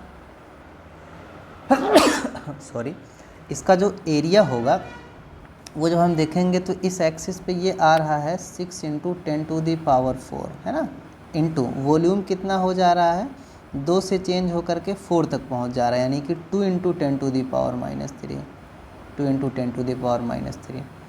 तो 100 इज इक्वल टू मिल गया डेल्टा यू प्लस, अब उस क्वांटिटी जो वहाँ पे लिखी हुई है इसको हम सॉल्व करेंगे तो ये मिल जाएगा हमें 60 × 2 यानी 120 मिल गया यहाँ से। यानी इसकी इंटरनल एनर्जी जो बदलाव आया वो कितना आ गया? -20 जूल आ गया यहाँ पे, -20 जूल आ गया यहाँ पे। तो इंटरनल एनर्जी में यहाँ 400 जूल का क्या हुआ था? एब्जॉर्बेशन, जब वो ए से बी तक जा रहा था, और जब बी से सी गया तो 20 जूल और कम हो गया। यानी कि अगर ए से सी के लिए प्रोसेस के लिए हम देखें तो टोटल इंटरनल एनर्जी में जो इंक्रीमेंट आया है, नेट इंक्रीमेंट, वो कितने के इक्वल है? 380 जूल के इंक्रीमेंट है। इसका मतलब 380 बेसिकली इसका कुछ क्या हो जाएगा यहाँ पे, मतलब 380 जूल एनर्जी जो होगी ये चेंज हुई है यहाँ पे इंटरनल एनर्जी। लेकिन अगर हीट एब्जॉर्बेशन की हम बात करते हैं ना यहाँ पे कि कितनी हीट यहाँ पे एब्जॉर्ब हुई है, तो उसको हम देख लेते हैं यहाँ पे। तो यदि हम आगे यहाँ पे ए से सी तक मान लीजिए वो जा रहा है, अगर वो ए बी सी जा रहा है तो इंटरनल एनर्जी में बदलाव इतना हो रहा है, यानी कि ए बी सी के लिए। अगर वो ए टू सी डायरेक्ट निकल जा रहा है तो इंटरनल एनर्जी में बदलाव कितना हो रहा है, इसको भी फर्स्ट लॉ से हम निकाल सकते हैं यहाँ पे ना।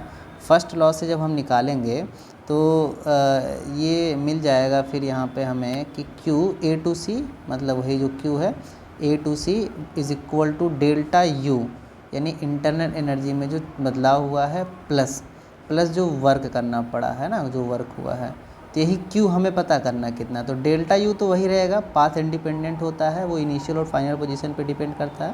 तो इस वजह से ए बी सी से भी जाओगे तो जितना इंटरनल एनर्जी में चेंज आया है उतना ही ए से सी तक जाने में भी चेंज आएगा, ठीक। प्लस डब्लू, अगर हम यहाँ पे डब्लू की बात करते हैं तो जो वर्क हमारा हुआ है, वर्क देखिए क्या है, ए से सी तक जाने का जो वर्क है बेसिकली यही तो हम क्या करेंगे, यहाँ से एरिया पता कर लेते हैं। तो एरिया जो हो जाएगा इसका 1/2 इंटू पैरेलल साइड का सम, पैरेलल साइड एक है 2 और एक है 6, यानी 8 हो जाएगा। इसका कितना हो जाएगा, 8 × 10⁶ इतना पास्कल हो गया। इंटू फिर क्या हो गया यहाँ पे, पैरेलल साइड का सम इंटू इनके बीच की गैपिंग जो कि 2 × 10⁻³ है, ठीक। तो इसको जब हम सॉल्व करेंगे, एरिया निकालेंगे, तो ये हो जाएगा 380 प्लस इस 2 से ये 2 कैंसिल हो गया, 80 आ गया प्लस, है ना 80। तो 380 में अगर 80 जोड़ देते हैं तो कितना हो जाएगा, 460 जूल। यानी कि जो एब्जॉर्ब एनर्जी है वो कितनी है, एब्जॉर्ब हीट है वो कितने जूल है, 460 जूल है ना। एब्जॉर्ब जो है वो कितना है, 460। यानी ए से सी तक जाने में कितना हीट उसने एब्जॉर्ब किया, 460 जूल, जिसमें से 80 जूल तो जो है वर्क करने में और बाकी 380 जूल जो है वो क्या करने में, इंटरनल एनर्जी इंक्रीज होने में खर्च होगी। तो 460 जूल कुल हो गया, ठीक है। तो इस प्रकार से हम यहाँ इस प्रश्न को सॉल्व कर सकते हैं। चलिए अगला प्रश्न देखते हैं हम लोग।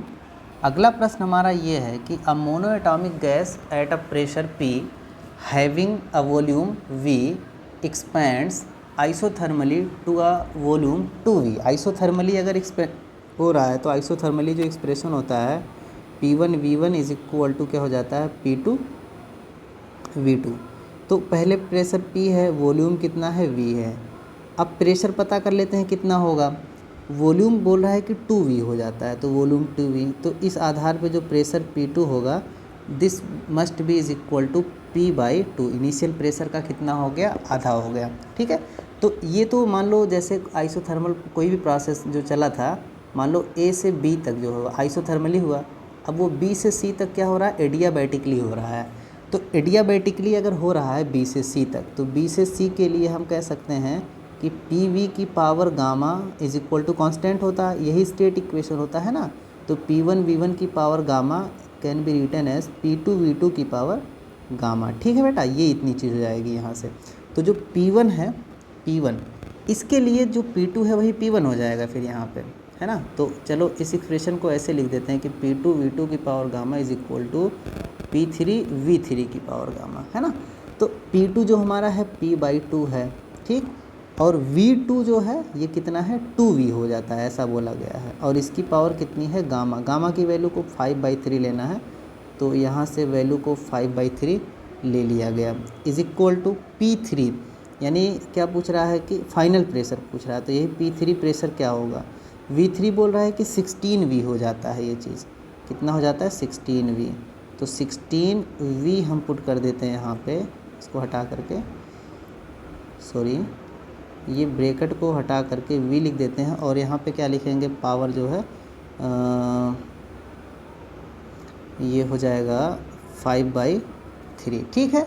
तो P3 अगर हम निकालना चाहेंगे, मान लीजिए बाई चांस हम P3 निकालना चाहते हैं यहाँ पे, तो P3 can be written as P/2 और यहाँ ये हो जाएगा 2V/16V, इट्स पावर 5/3। यानी इसकी पहले एक बार पावर 5 कर लेनी, फिर उसका क्यूब रूट निकाल लेना है। तो ये हो गया P/2 और ये 1/8 हो गया। तो 1/8 मतलब कि जो है 2 की पावर 3 हो जाएगी, तो मतलब कि ये 1 जो हो जाएगा 64 हो जाएगा, है ना, नहीं 32 हो जाएगा, 1/32। तो ओवरऑल मिलजुल करके हो गया P/64। तो ऐसी सिचुएशन में प्रेशर बहुत ज़्यादा कम हो जाएगा ना, जब एडियाबैटिकली उसके बाद जाएगा, तो P/64 this will be the final pressure. तो ये क्वेश्चन जो है this is totally based on the state equation of the isothermal process as well as the adiabatic process, ठीक है। चलिए अगला प्रश्न देखते हैं। अगला प्रश्न हमारा ये है कि a thermodynamic system undergoes cyclic process ABCDA as shown in the figure. देख लेते हैं एक बार, ए से जा रहा है बी सी डी ए, फिर इतना जा रहा है। देखिए ए से चला तो उसने करो में एक इतना एरिया बना दिया और दूसरा एरिया डाउन में आते समय इतना बना दिया। तो ओवरऑल अगर हम दोनों एरिया को देखें तो दोनों एरिया बराबर हैं और दोनों का साइन अलग अलग होगा। इस वजह से जो नेट हो जाएगा वो कितना हो जाएगा, 0 एरिया हो जाएगा। तो इस आधार पे हम बोल सकते हैं ना, इस आधार पे हम कह सकते हैं कि इस साइक्लिक प्रोसेस में जो वर्क डन हुआ कितना हुआ, 0 हुआ, क्योंकि एरिया ही देखा जाता है ना। तो एरिया 0 है तो वर्क भी कितना हो जाएगा, 0 हो जाएगा। ज़्यादा दिमाग इसमें लगाना ही नहीं है फिर। चलिए अगला क्वेश्चन देखते हैं।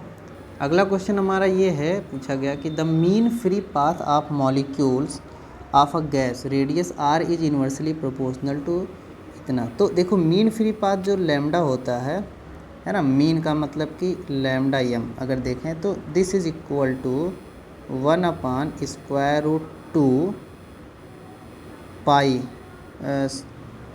2 पाई एन जो है स्मॉल मतलब कि ये डेंसिटी है, या नंबर ऑफ डेंसिटी मतलब ये यूनिट वॉल्यूम, ठीक है, number of molecules in unit volume, ठीक, इतना है। इनटू फिर कितना हो जाता है, d² हो जाता है। यही तो एक्सप्रेशन होता है ना यहाँ पे। अब d जो है डायमीटर है, रेडियस के टर्म में करेंगे तो ये r/2 का होल स्क्वायर हो जाएगा। फिर यहाँ पे है ना कितना हो जाएगा, r/2 का होल स्क्वायर। मतलब अगर ये d² था तो r²। तो एक प्रकार से हम बोल सकते हैं यहाँ पे कि जो हमारा लैम्डा होगा वो किसके इन्वर्सली प्रोपोर्शनल हो रहा है, ऐसे मिल रहा है, lambda is equal to 1/r²। तो lambda M is inversely proportional to r²।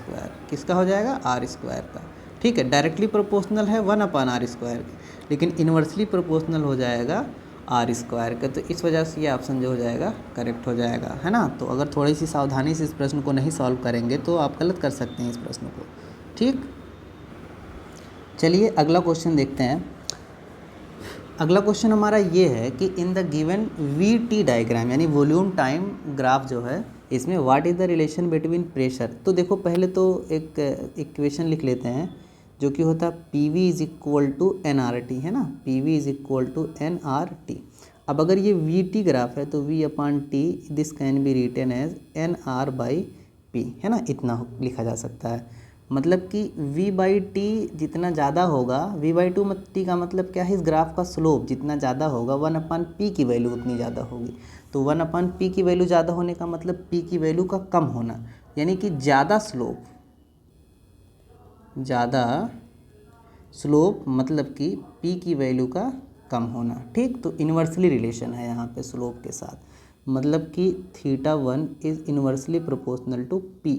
तो θ1 जहाँ ज़्यादा वहाँ P कम। तो देखो प्रेशर 2 के लिए जो है थीटा क्या है, ज़्यादा है, इस वजह से प्रेशर जो P2 होगा वो क्या होगा, कम होगा, और P1 ज़्यादा होगा। इस वजह से पहला ऑप्शन जो हो जाएगा इसका करेक्ट हो जाएगा, ठीक है।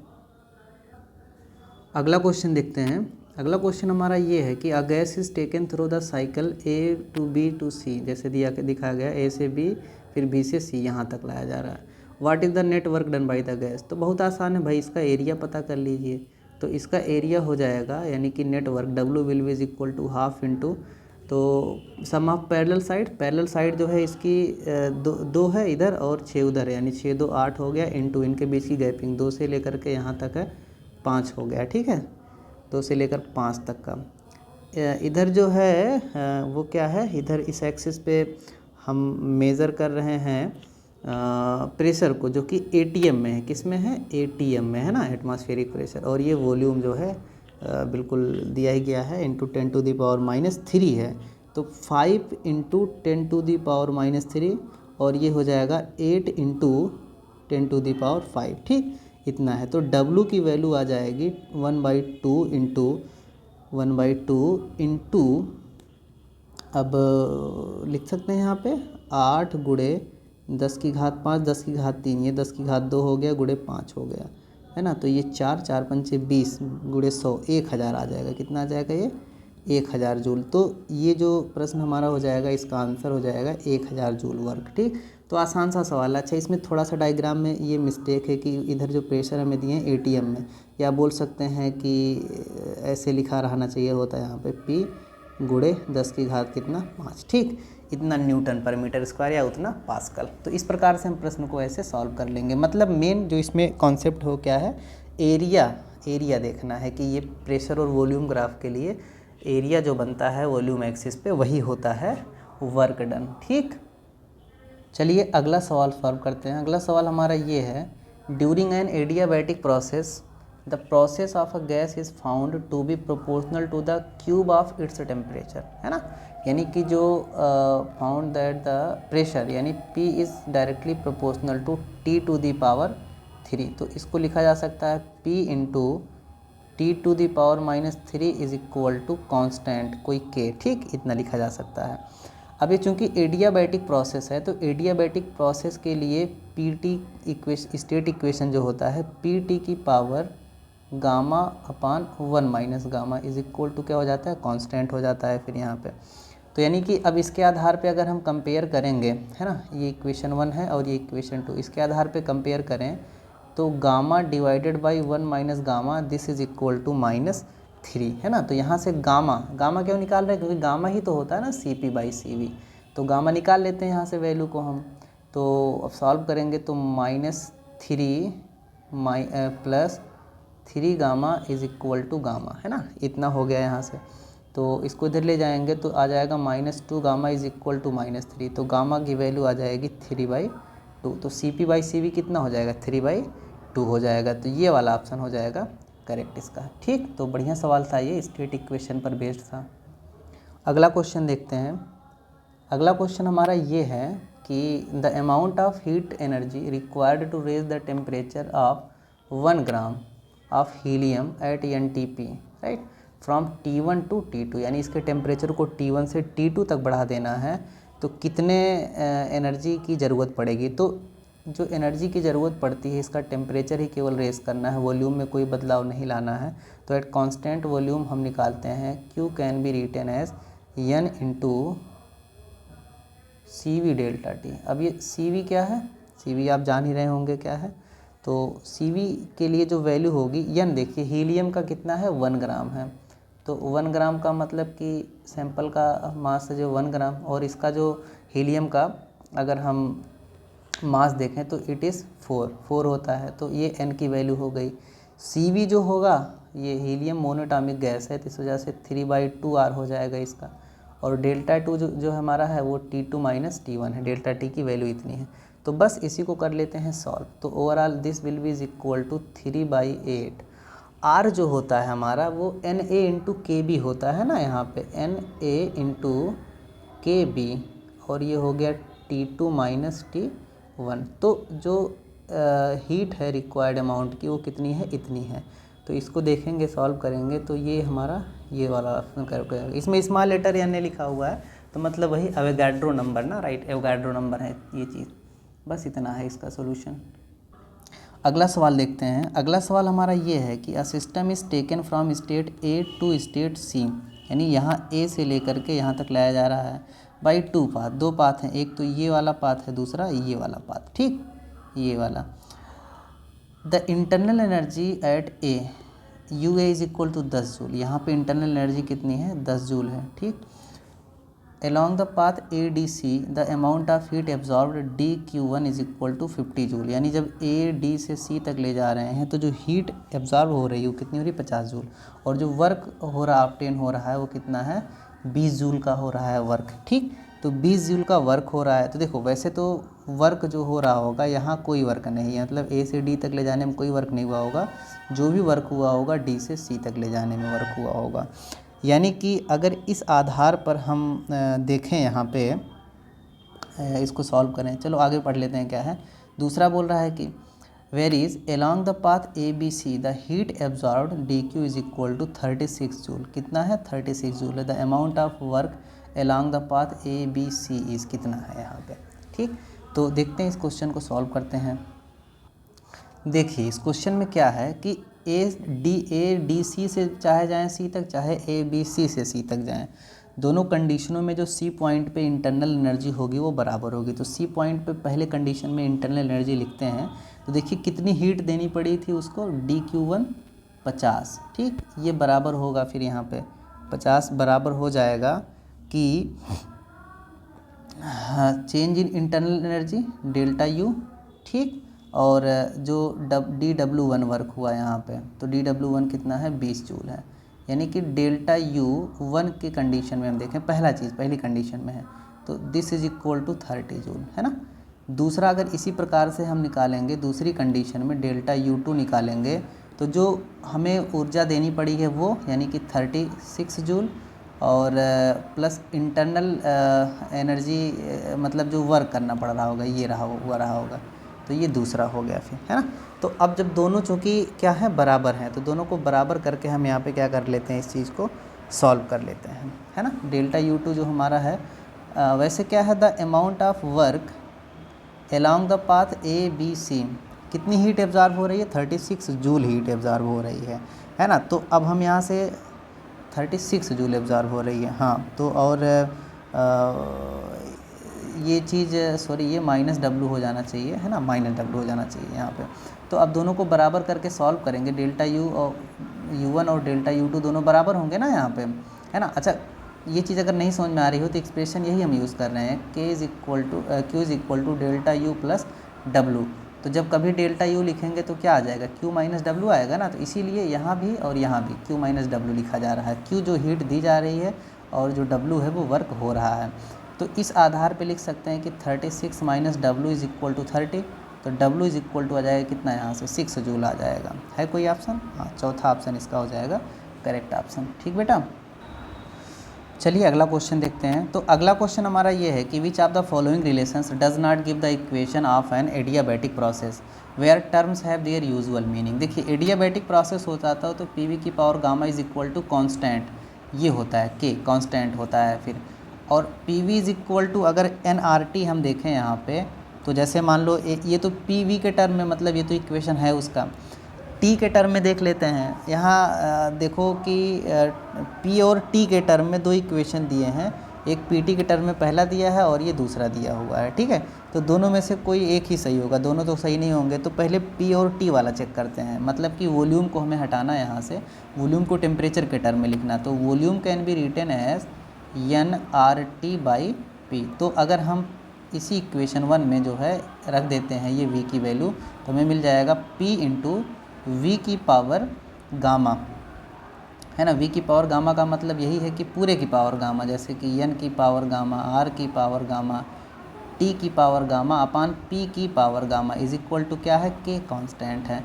तो इसको लिखा सकता है P 1 की पावर 1 माइनस गामा और T की power gamma is equal to constant. क्यों भाई, क्योंकि N और R ये कांस्टेंट होगा, इसकी पावर कुछ भी करोगे नंबर ही होगा, कांस्टेंट ही होगा, यानी कि पहला ऑप्शन तो करेक्ट है, तो ये वाला नहीं होगा फिर यहाँ पे, तो मतलब यही इनकरेक्ट है, ठीक है। तो इनकरेक्ट ही पूछ रहा है, कौन सा नहीं है वही पूछ रहा है। तो इस आधार पे ये वाला ऑप्शन हमारा करेक्ट हो जाएगा, ये क्योंकि यही इक्वेशन नहीं स्टेट, बाकी ये तीनों स्टेट इक्वेशन होंगे।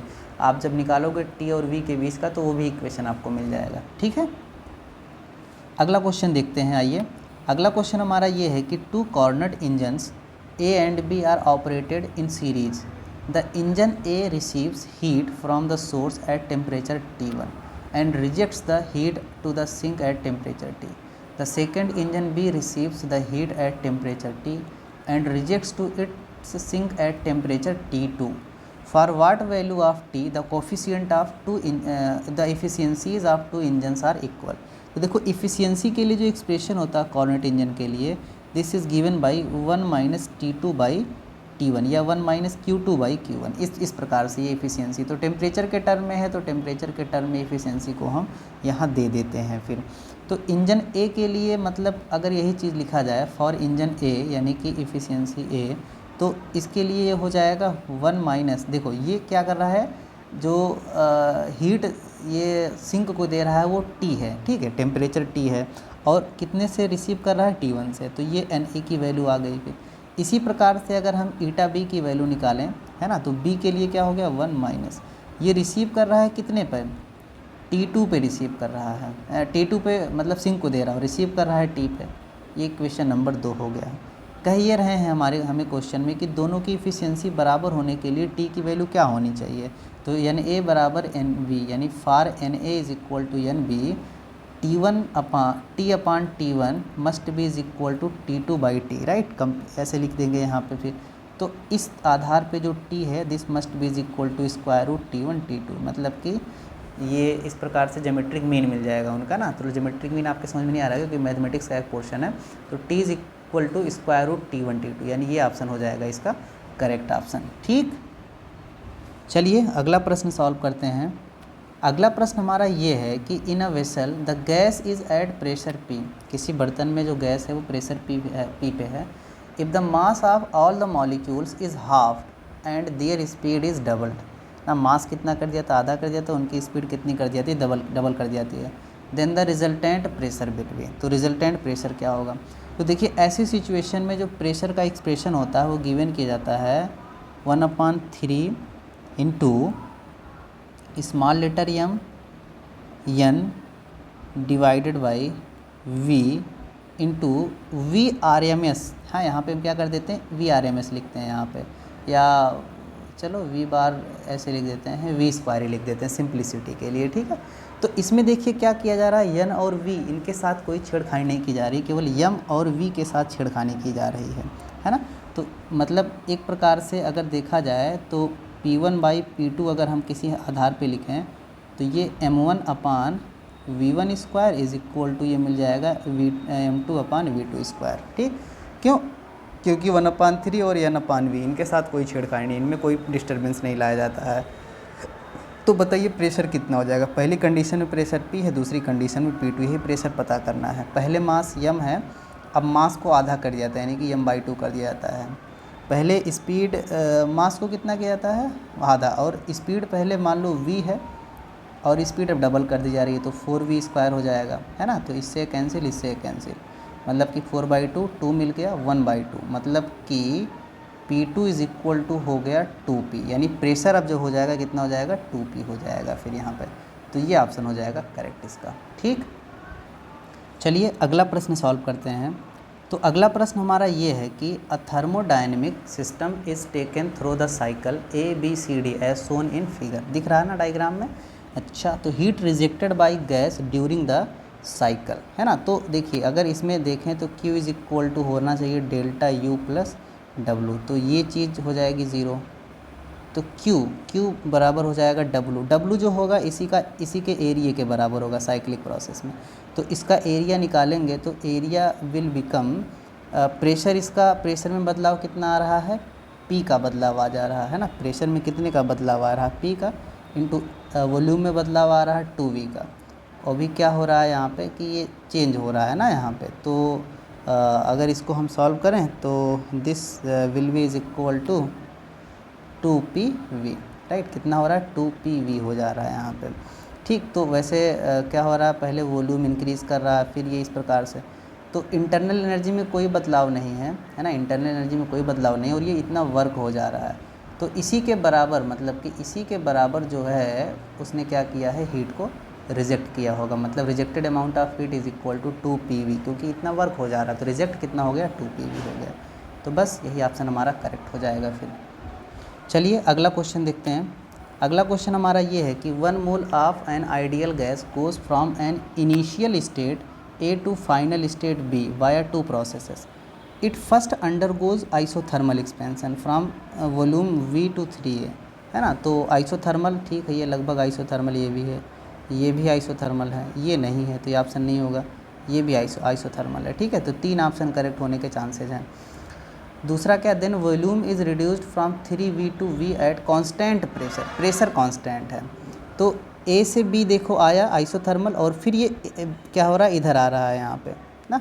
अच्छा, इसी के जैसा ग्राफ आपको ये भी नज़र आएगा, लेकिन ये A से इधर की तरफ है, जो कि नहीं होना चाहिए। तो ये सब ऑप्शन गलत हो जाएंगे, ये ऑप्शन सही हो जाएगा इसका, ठीक है। यही वाला ऑप्शन सही हो जाएगा इसका, क्योंकि देखो यहाँ प्रेशर क्या है, कांस्टेंट है, प्रेशर बिल्कुल कांस्टेंट है। ये जो ग्राफ है वो वॉल्यूम एक्सिस के बिल्कुल पैरेलल, इस वजह से प्रेशर क्या है, कांस्टेंट है। तो ये सही हो जाएगा यार। चलिए अगला सवाल देखते हैं। अगला सवाल हमारा ये है कि an ideal gas goes from state A to state B via 3 different processes as indicated in the PV diagram. PV diagram में दिख ही रहा आपको इसमें, if Q1 Q2 Q3 indicate the heat absorbed by the gas along the 3 processes ना, 3 process के through कर रहा है फिर यहाँ पे। Then and delta U1 delta U2 delta U3 indicate the change in internal energy along the 3 processes respectively. Then energy और internal energy में क्या करना है, जो हमने हीट जिसको प्रोवाइड करवाया है वो, और जो इंटरनल एनर्जी में चेंजेस हो रहा है उसके बीच का रिलेशन। देखिए पहली बात तो क्या है कि जो ए से बी सभी आ रहे हैं, अलग अलग प्रोसेस के थ्रू आ रहे हैं, मतलब ए और बी पॉइंट दोनों सब में सेम है, इस वजह से जो चेंज इन इंटरनल एनर्जी होगी ये तो कांस्टेंट बनी रहेगी। फिर क्या रहेगी, कांस्टेंट रहेगी, मतलब कि डेल्टा U1 बराबर delta U2 is equal to delta U3 ये होगा। तो यहाँ से तो हमारे पास 2 ऑप्शन करेक्ट होने के चांसेज आ गए हैं यहाँ पे। फिर इसके बाद क्या बोल रहा है कि हीट जो एब्जॉर्ब होगी, तो थर्मोडायनेमिक्स के लॉ के अकॉर्डिंग अगर देखें तो Q can be written as delta U plus W। अब ये तो सब में बराबर इसको हटा ही देते हैं, तो Q is equal to W total ना, तो W जिसका ज़्यादा होगा उसी का Q ज़्यादा होगा। और W PV ग्राफ में कैसे निकाला जाता है ये आप अच्छे तरीके से जानते हैं, V एक्सेस पे कितना एरिया वो कवर कर रहा है ये चीज़। तो जैसे अगर हम थर्ड वाले का देखें Q3 के लिए, तो W3 सबसे कम है, W2 उससे ज़्यादा है, और W1 जो है सबसे ज़्यादा है। तो मतलब कि Q1 सबसे ज़्यादा होगा और Q3 सबसे कम होगा। तो ओवरऑल जो हमारे लिए ऑप्शन मिलेगा ये तो ये क्या हो जाएगा, इनकरेक्ट हो जाएगा, ये वाला करेक्ट हो जाएगा फिर। तो पहला option will be the correct option. Totally conceptual based problem है, ठीक है, बढ़िया सवाल है, 2012 के जेईई मेंस में पूछा गया सवाल है ये। फिर चलिए अगला प्रश्न सॉल्व करते हैं। अगला प्रश्न हमारा ये है कि during an isothermal expansion a confined ideal gas does -150 joule of work against its surrounding, मतलब इसके सराउंडिंग के अगेंस्ट में। In fact surrounding is done 150 joule of amount of work on the system. Isothermal expansion है तो change in internal energy will be zero, यानी जो भी heat होगी इसकी वो W के इक्वल हो जाएगी यहाँ पे। तो मतलब जो वर्क है W वो सिस्टम पर हो रहा है, तो सिस्टम की जो हीट होगी वो भी क्या होगी, इसी डायरेक्शन में होगी, मतलब वर्क इस सिस्टम पर हो रहा है, इसका मतलब उतनी जो हीट होगी उस सिस्टम में ऐड हो जाएगी फिर। तो बोल सकते हैं कि 150 joule of heat has been remove, नहीं ये तो रिमूव तो नहीं हो रहा है, ऐड हो रहा है। तो ये वाला चौथा ऑप्शन जो हो जाएगा करेक्ट हो जाएगा। आप सारे पढ़ सकते हैं यहाँ पे। जैसे इसमें लिखा है कि 300 जूल ऑफ हीट, क्यों 300 ऐड होगा भाई, जब 150 जूल का वर्क ही सराउंडिंग कर रहा है सिस्टम पे। और क्या, no heat is transferred because the process isothermal, isothermal process में हीट नहीं ट्रांसफ़र होता है, एडियाबैटिक में नहीं ट्रांसफ़र होता है, ठीक है, इसमें होता है। चलिए अगला क्वेश्चन देखते हैं। तो अगला क्वेश्चन हमारे पास ये है कि when 1 kilogram of ice at 0 degree Celsius melts to water at 0 degree Celsius, the resulting change in its entropy, इसकी एंट्रोपी में चेंज पता करना है। तो एंट्रोपी में चेंज मतलब कि जो डेल्टा एस निकालते हैं तो कितना हीट, मतलब बिना उसके स्टेट को चेंज किए हुए, स्टेट केवल चेंज कर रहे हैं, टेम्परेचर को चेंज किए हुए, मतलब at a constant temperature, T temperature पे किसी ऑब्जेक्ट के स्टेट को चेंज करने के लिए कितनी हीट की ज़रूरत पड़ती है ना, तो वो हो गया Q, ठीक, Q/T यही एंट्रोपी होती है। लेकिन Q अगर निकालेंगे तो Q will be is equal to M into L, जहाँ पे L क्या है, लेटेंट हीट है। अच्छा लेटेंट हीट दिया ना, taking latent heat of ice to be 80 calorie per degree Celsius, degree Celsius नहीं भाई, ये पर डिग्री सेल्सियस नहीं, पर ग्राम होना चाहिए, क्योंकि जो यूनिट होती है ना वो क्या होती है, पर ग्राम या पर किलोग्राम जो भी है ना, तो कैलोरी है तो ग्राम होगा, अगर किलो कैलोरी होता तो पर किलोग्राम होता, ठीक, तो पर ग्राम हो गया यहाँ से। अब इसी को हम क्या करेंगे, सॉल्व करेंगे यहाँ पे फिर, ठीक, तो सॉल्व कर लेते हैं, आसान है सॉल्व करना। तो delta S will be is equal to M, mass is given कितना है, मास जो है हमारे पास ये है 1 किलोग्राम, तो 1 किलोग्राम को ग्राम में बदलेंगे तो 1000 ग्राम हो गया। लेटेंट हीट है 80, ठीक है, डिवाइडेड बाई 80 क्या है, 80 कैलोरी, ठीक, डिवाइडेड बाई फिर कितना हो गया यहाँ से T 0 डिग्री सेल्सियस मतलब 273 केल्विन, तो 273 केल्विन। अब इसी को सॉल्व करेंगे तो ये लगभग 293 कैलोरी पर किलो पर केल्विन हो जाएगा यहाँ पे। तो डेल्टा एस यानी कि चेंज इन एंट्रोपी जो हो जाएगी 293 कैलोरी पर केल्विन हो जाएगी। तो ये ऑप्शन जो हो जाएगा इसका करेक्ट ऑप्शन हो जाएगा, ठीक। तो आज की बेसिकली इस डिस्कशन में हम लोगों ने जो है thermodynamics and kinetic theory of gases से कुछ प्रॉब्लम सॉल्व किए हैं जो 2011 तक की प्रतियोगी परीक्षाओं में मेडिकल की पूछे गए सवाल थे, ठीक है, उन्हीं को हमने सॉल्व किया है। इससे पहले के भी कुछ प्रश्न होंगे जो सॉल्व किए गए होंगे, तो फिलहाल इसी प्रकार से होंगे। आप सारे बच्चे एक बार इस टॉपिक को रिवाइज़ करके ये क्वेश्चन को ज़रूर सॉल्व करिएगा। आई होप आपका एग्ज़ाम आने वाला है तो आप जो है इसको अच्छे से प्रिपेयर कर रहे होंगे। बट फिर भी अगर कहीं पे आपको कोई असुविधा होती है तो आप मेरे द्वारा दिए गए इस प्लेलिस्ट के डिस्क्रिप्शन में जो व्हाट्सएप नंबर है वहाँ पे आप मुझे मैसेज कर सकते हैं, ठीक है। आपको किस क्वेश्चन में कौन सी प्रॉब्लम आ रही, आप कोई एडिशनल क्वेश्चन भी मुझसे पूछ सकते हैं जो यहाँ डिस्कस नहीं किए गए हैं, ठीक। Okay, so that's all for today and wish to all of you a very all the best for your upcoming examination. Okay.